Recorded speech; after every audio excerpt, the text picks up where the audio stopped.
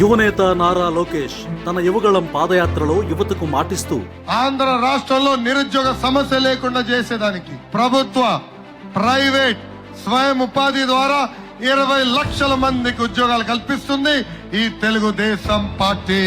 ఇన్ని ఉద్యోగాలు ఇవ్వాలంటే ఎన్ని పరిశ్రమలు రావాలి? అందుకే అధికారంలోకి వచ్చిన తక్షణమే పెట్టుబడులు ఉపాధి కల్పన సబ్ కమిటీ చైర్మన్ గా బాధ్యత తీసుకొని ముఖ్యమంత్రి చంద్రబాబు గారితో కలిసి పెట్టుబడుల వేటను మొదలుపెట్టారు. అదే సమయంలో ఆర్సెల్ఆర్ మిట్టల్, జపాన్కు చెందిన నిప్పాన్ స్టీల్ సంస్థలు సంయుక్తంగా ఇండియాలో పెట్టుబడులు పెట్టేందుకు ఆసక్తిగా ఉన్నాయి.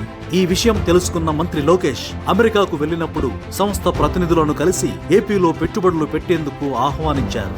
ఆ తర్వాత నవంబర్ మొదటి వారంలో Aditya and I agreed about Andhra Pradesh on one Zoom call. I knew Adit for a long time, so I reached out to him. He said, okay, let's do a Zoom call. He had 3 specific asks. 2 of them had to do with the government of Andhra Pradesh, 1 with government of India. So our call was at 6:30 in the evening, and I said, normally I meet the Honorable CM in the morning at about 9:30. I said, I'll talk to him, I'll give you an update. 10:30 I said, all 3 are done. ఆ ఒకే ఒక్క Zoom call తో AP పారిశ్రామిక ముఖ చిత్రాన్ని మార్చేసే డీల్ను పట్టేశారు. అనకాపల్లి జిల్లాలో 1,50,000 కోట్లతో integrated steel plant ఏర్పాటు చేసేలా ఒప్పించారు. దేశంలోనే అతిపెద్ద ఇంటిగ్రేటెడ్ స్టీల్ ప్లాంట్ కావడం వల్ల సుమారు 1,00,000 మందికి ప్రత్యక్షంగా పరోక్షంగా ఉపాధి లభిస్తుంది.